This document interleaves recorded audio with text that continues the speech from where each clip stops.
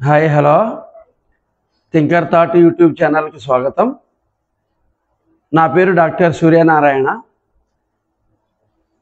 నేను 10th class exams మరియు intermediate exams ఉద్దేశించి ఎగ్జామినేషన్ బ్రాంచ్ ఇన్ఛార్జిగా పనిచేస్తున్న కారణం వల్ల గడిచిన వారంలో ఇంటర్మీడియట్ ఎగ్జామ్స్ జరుగుతున్న క్రమంలో వారికి కొన్ని సలహాలు ఇచ్చేదానికి నేను ఒక వీడియో రిలీజ్ చేయడం జరిగింది.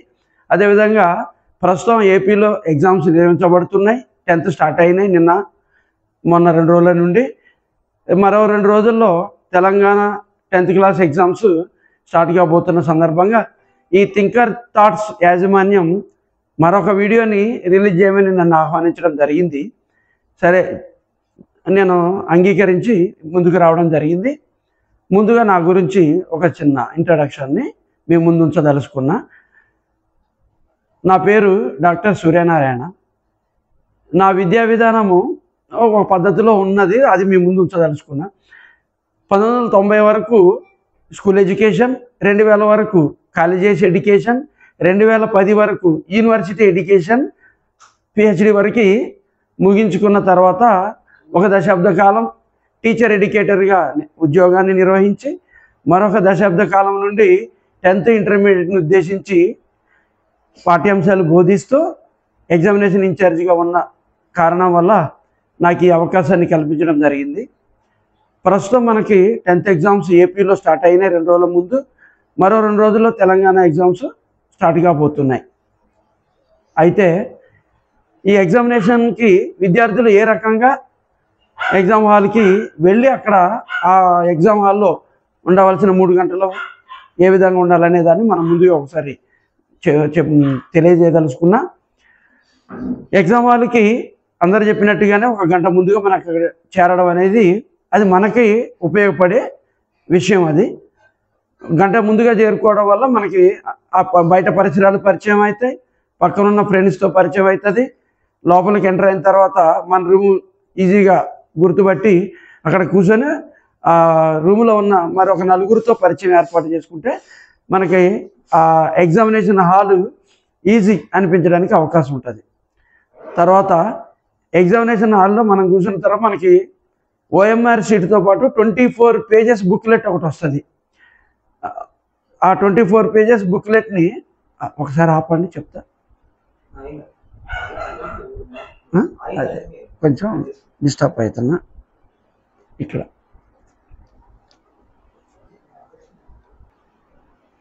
ఎగ్జామ్ హాల్లో 1 అవర్, కనీసం ఒక 1/2 అవర్ ముందుగా మనం ఎగ్జామ్ హాల్లోకి ప్రవేశించి మన చుట్టూ ఉన్న 4గురితో ముందుగా మనం ఎక్కడి నుంచి వచ్చాము, ఏ స్కూలు, పక్కన వాళ్ళు ఎక్కడి నుంచి వచ్చారు, ఏ స్కూల్ అనే పరిచయం జరిగినట్లయితే మనకి ఆ ఎగ్జామ్ హాలు బరువుగా అనిపించకుండా ఈజీగా మన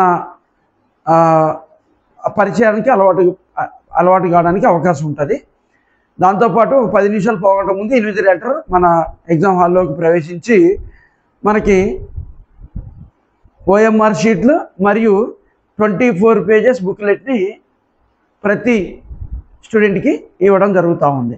ఇప్పటివరకు మన గత ఎగ్జామ్స్లో ఓన్లీ అడిషనల్ షీట్స్, ఒక డబల్ షీట్, మిగతా సింగిల్ షీట్స్, అడిషనల్ షీట్స్ పద్ధతిలోనే ఎగ్జామ్ నిర్వహించబడేది. కానీ ఈ సంవత్సరం నుంచి మనం ఎటువంటి స్టూడెంట్కైనా ఒకేలాగా యూనిఫామిటీగా 24 పేజెస్ బుక్లెట్ని అందించడం జరుగుతూ ఉంది. కాబట్టి మన దగ్గర ఉన్న ఆ 18-20 ప్రశ్నలు ఏవైతే ఉన్నాయో ఆ ప్రతి ప్రశ్నని తప్పనిసరిగా ప్రశ్న నెంబర్తో పాటు ఆ ప్రశ్నకి ఎదురుగా మనం 2 మార్క్స్, 4 మార్క్స్, 6 మార్క్స్ అని నోట్ చేస్తూ ఎగ్జామ్ ప్రతి క్వశ్చన్ని వచ్చినవన్నీ ముందుగా రాయాలి. మామూలుగా యావరేజ్గా రాయగలిగినాయి, కొంత రాయగలమో అనిపించినవి మధ్యలో రాయాలి.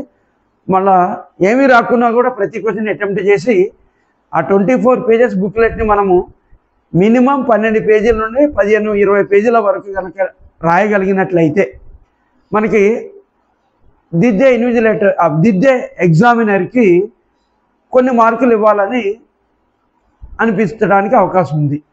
ఇక ఫెయిల్ అయితే అనిపించిన విద్యార్థులకి అటెంప్ట్ చేసిన ప్రతి ప్రశ్నకి 1/2 మార్కు, 1 మార్కు, 1.5 మార్కు వరకు క్వశ్చన్ సైజుని బట్టి 2 మార్క్స్ క్వశ్చన్ అయితే 1/2 మార్కు, 4 మార్క్స్ క్వశ్చన్ అయితే 1 మార్కు, 6 మార్క్స్ క్వశ్చన్కి ఏమో 1.5 మార్క్, అంటే 1/4 మార్క్స్ని మనకి ఇవ్వాలనేది ఎగ్జామినేషన్ రూల్స్లో ఉంటాయి. కాబట్టి మన ప్రతి ప్రశ్నని తప్పనిసరిగా అటెంప్ట్ చేసి ఆ క్వశ్చన్లో గివెన్ పాయింట్స్ని, రిలేటెడ్ పాయింట్స్ని, ఫార్ములాస్ని, కొటేషన్స్ని, సైడ్ హెడ్డింగ్స్ని ఈ కవర్ చేస్తూ ప్రశ్న సైజుని బట్టి 2 మార్క్స్ ప్రశ్నకి ఒక 5-6 పాయింట్స్, 4 మార్క్స్ క్వశ్చన్కి ఒక 7-8 పాయింట్స్, 10 పాయింట్ల వరకు, ఒక 6 మార్క్స్ క్వశ్చన్ ఉన్నప్పుడు 12 నుంచి 15 లైన్స్ వరకు ఈ రాయగలిగినట్లయితే మనకి ఎగ్జామినర్కి మార్కులు మ్యాక్సిమం ఇవ్వాలని అవకాశం ఉంటుంది. కాబట్టి ఇవ్వడానికి